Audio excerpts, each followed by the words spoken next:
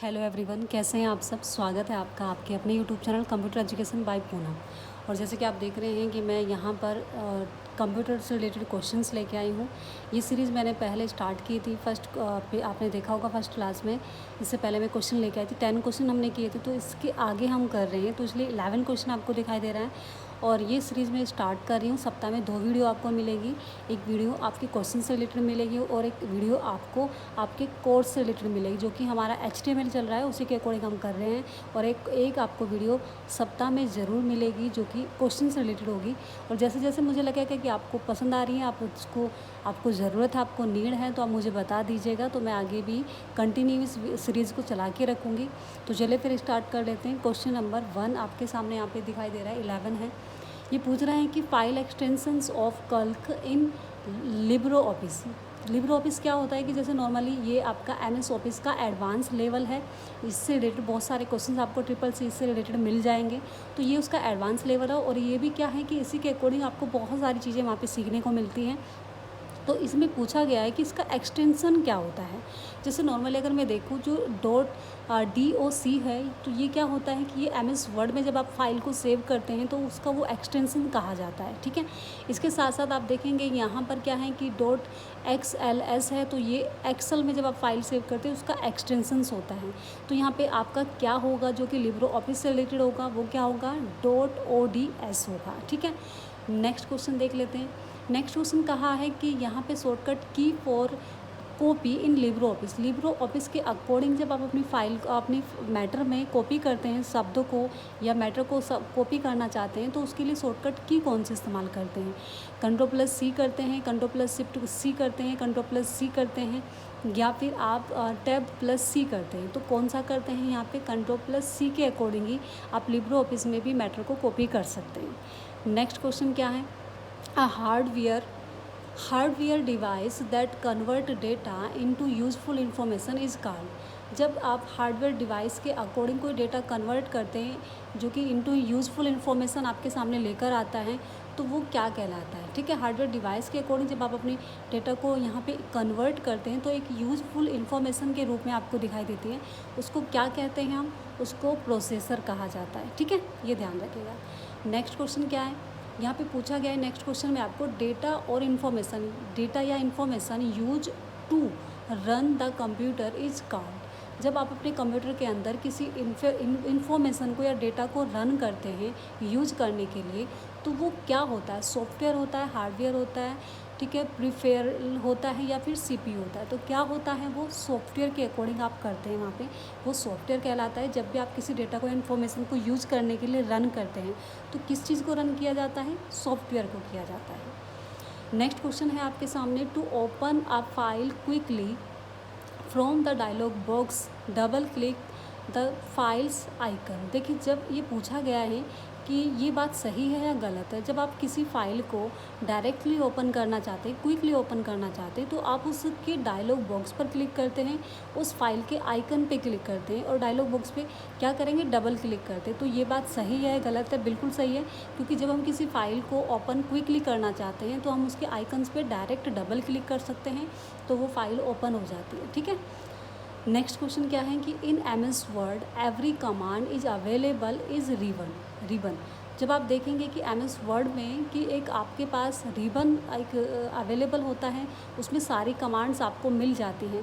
तो क्या रिबन के अकॉर्डिंग सारी कमांड्स मिलते हैं, बिल्कुल मिलती है। जब हम किसी रिबन को ओपन करते हैं तो उसमें सारी कमांड उसी से रिलेटेड आपको मिल जाती हैं। जैसे नॉर्मली आप यहाँ पे आप कोई लैंग्वेजेस बदलना चाहें तो वो रिबन के अकॉर्डिंग मिल जाएगी, या फिर कोई आप स्टाइल आप चेंज करना चाहेंगे तो वो सब आपको मिलते हैं। तो ये बात सही है। नेक्स्ट क्वेश्चन आप देख लीजिए, द इलेक्ट्रॉनिक डिवाइस, एक सेकेंड, ठीक है, अब आपको क्वेश्चन दिखाई दे रहा होगा। The electronic device which can accept data and produce output and store the result for future use to call. आप यहाँ पर क्या करना चाहते हैं, कोई इलेक्ट्रॉनिक डिवाइस के अकॉर्डिंग आप एक्सेप्ट करें, किसी डेटा को प्रोड्यूस करना चाहते हैं, आउटपुट करें या फिर स्टोर करें, तो उस रिज़ल्ट को जो आपको मिलता है, जो फ्यूचर में आप उसका इस्तेमाल कर सकते हैं, उसको देख सकते हैं, तो वो क्या कहा जाता है, उसको क्या कहते हैं, इनपुट कहते हैं, कंप्यूटर कहते हैं, सॉफ्टवेयर कहते हैं या हार्डवेयर कहते हैं। अब कंप्यूटर के अंदर तो सेव ही करेंगे ना, तो कंप्यूटर के अंदर पूछा गया है तो वो क्या होगा, आपका सॉफ्टवेयर होगा। बिल्कुल डेफिनेटली आप जब किसी मैटर को सेव करते हैं या कोई प्रोड्यूस करना है, आपको डेटा आउटपुट करना, जो भी करना है, तो वो किससे संभव होता है, सॉफ्टवेयर से संभव होता है। ठीक है, चलिए नेक्स्ट क्वेश्चन क्या है आपके सामने, what can be solve at status bar in MS word. आप जब MS वर्ड में कुछ डेटा करते हैं, कोई काम करते हैं, इन्फॉर्मेशन देते हैं या डॉक्यूमेंट्स बनाते हैं, तो वहाँ पे एक स्टेटस बार होता है। तो उस स्टेटस बार में आपको क्या क्या चीज़ें देखने को मिलती हैं, name of document, insert button आपको देखने को मिलता है, स्पेलिंग चेक आपको मिलता है, number of spelling errors check करने को मिलता है या पेज नंबर मिलता है, डॉक्यूमेंट नेम मिलता है, नंबर 3 है साइज ऑफ मार्जिन देखने को मिलता है, वर्ड काउंट, वेब लेआउट। तो ये सब क्या मिलता है, या फिर number of page in the document, document के अकॉर्डिंग आपके कितने पेज हैं फ़िलहाल आपके सामने, वो देखने को मिलता है, वर्ड काउंट, आप वर्ड को काउंट भी कर सकते हैं कि कितने आपने शब्द लिखे हैं, स्पेलिंग एंड ग्रामर चेक, आप स्पेलिंग भी देख सकते हैं, ग्रामर चेक कर सकते हैं। तो ये सब आपको देखने को मिलता है। ठीक है, तो आपका आंसर क्या हो जाएगा, 4। नेक्स्ट क्वेश्चन क्या पूछा गया है कि what is the internal memory of the micro computer. Micro computer के अकॉर्डिंग अगर हम बात करें कि उसकी इंटरनल मेमोरी कितनी होती है, ठीक है, तो कितनी होती हैं, तो देख लीजिए यहाँ पे जो उसकी इंटरनल मेमोरी होती है वो 256 KB होती है। अलग अलग दिखाया हुआ है, ये आपको ध्यान रखना है कि 256 KB उसकी इंटरनल मेमोरी होती है। ठीक है, नेक्स्ट क्वेश्चन आपके सामने पूछा गया है कि name of the first computer, पहला कंप्यूटर बताना है आपको टू यूज मैग्नेटिक टेप, जो कि आप मैग्नेटिक टेप के लिए इस्तेमाल किया था आपने, फॉर इंफॉर्मेशन स्टोरेज, स्टोरेज करने के लिए। ठीक है, जब आप इंफॉर्मेशन स्टोरेज कर सकते हैं तो वो मैग्नेटिक टेप होती थी जिसके अकॉर्डिंग आप डेटा को सुरक्षित कर सकते थे, मैटर को सेव कर सकते थे। तो वो कौन सा आप कर रहा है, क्या एनालिटिकल इंजन आप कर रहा है या बाइनरी ऑटोमेटिक कंप्यूटर रहा एप्पल, तो एप्पल तो बिल्कुल नहीं हो सकता, ये भी नहीं हो सकता, तो क्या होगा, बाइनरी ऑटोमेटिकली कंप्यूटर होता है, automatic computer. Next questions, the format of correct email is, जो आप ईमेल आप बनाते हैं वहाँ पे, तो उसका जो कैरेक्टर आप बताना है आपको कि आप उसे किस नाम से वहाँ पे क्या करते हैं, उसका रखते हैं, यूज़र नेम होता है या फिर यूज़र नेम @डोमेन नेम होता है या नेम प्लस डोमेन होता है या नॉन ऑफ अवेयर। तो क्या होता है कि जब आपने देखा होगा ईमेल आईडी जब आप देते हो तो आपको सबसे पहले यूज़र नेम देना होता है, फिर @ लगाना होता है, फिर डोमेन नेम देना होता है कि किसके थ्रू आप ईमेल आईडी बना रहे हो। ठीक है, तो ये आपका आंसर हो गया user name @domain name. Next आता है क्वेश्चन आपका Ctrl+B किस लिए यूज किया जाता है। ठीक है, तो Ctrl+B का जो आप यूज़ करते हैं वो बॉर्डर करने के लिए, बॉर्डर लगाने के लिए, इटैलिक करने के लिए, नेम कर लिखने के लिए या फिर बोल्ड करने के लिए। तो हम क्या करते हैं कि हम अपने मैटर को बोल्ड करने के लिए Ctrl+B का इस्तेमाल करते हैं। ठीक है, नेक्स्ट क्वेश्चन है आपके सामने, to create a new worksheet select worksheet from menu. पूछा गया है कि क्या ये बात सही है या गलत है। जब आप क्या करते हैं कि अगर आपको एक नई वर्कशीट तैयार करनी है तो आप सिलेक्ट करेंगे वर्कशीट फ्रॉम मेन्यू, मेन्यू से जाके एक नई वर्कशीट आप सिलेक्ट करेंगे, तो बिल्कुल ये बात सही है, आप मेन्यू में जाके उस वर्कशीट को सिलेक्ट करते हैं। ठीक है, तो next question, what is the short key of instructions of a new slide in MS PowerPoint. MS PowerPoint के अकॉर्डिंग जब आप किसी एक नई स्लाइड को इंसर्ट करना चाहते हैं तो उसके लिए जो शॉर्टकट की होगी वो कौन से इस्तेमाल करते हैं। ठीक है, Ctrl+ इंसर्ट लेते हैं, Ctrl+N लेते हैं, Ctrl+O लेते हैं या ऑल ऑफ देम। ठीक है, तो क्या लेते हैं हम यहाँ पे, क्या होगा Ctrl+N, कि आप नई आपको कोई स्लाइड वहाँ पे लेनी होती है तो आप Ctrl+N का इस्तेमाल करते हैं। ठीक है, Ctrl+O का आप नई फाइल को ओपन करने के लिए इस्तेमाल करते हैं।